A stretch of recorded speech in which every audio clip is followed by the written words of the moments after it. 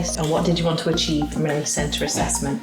I think we're quite aspirational for Olive, and we like to think about what she's going to be able to do in the future and make sure that she's got control over her environment and over what she does. And in terms of her literacy skills, we think that's going to be really important for her in the future. Do you want some help? Here at ACE Centre, alongside communication assessments, we also provide assessments for physical access to technology. This involves working with individuals to identify and evaluate different pieces of technology and what's best for them. So we're going to consider how people physically access the computers, thinking about different access methods. This could be eye gaze, switch access, alternative mice access, different pieces of hardware. We also consider what's on the screen, the different pieces of specialist software that might be useful for the person that we're working with. I'd like to share with you the story of Olive. Olive is someone who we previously worked with when she was referred for a communication assessment.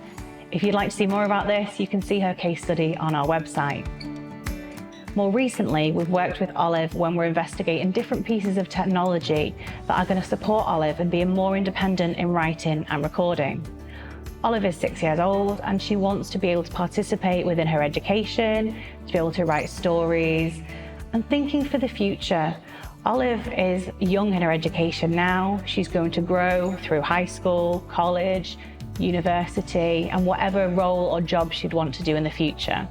So the skills that Olive can gain from an assessment considering her access to technology are lifelong skills. When we started working with Olive during the assessment, we tried to keep it fun and light. So as Olive was working on using new technology and getting used to the movement behind the different mice, we started to explore different games, making cakes and having fun on the screen. This meant that Olive was able to really concentrate and really get to grips with the technology before we added the complexity of what was on the screen, writing, for example. Once we'd identified the appropriate mouse, we started to look at different accessible software. You can see Olive trialing Clicker 8 here, a piece of software that's designed for people with additional educational needs. And you can see here that there are different ways that Olive can utilize the software, from writing mind maps to creating stories, creating books, to writing on the keyboard. It draws on features such as speech feedback, word prediction, and customizable grids to help develop literacy and independent writing going forwards. Olive then explored a variety of different ways of using a keyboard, from using an on-screen keyboard with the joystick and the mouse that we found worked well earlier on, to using a hardware keyboard.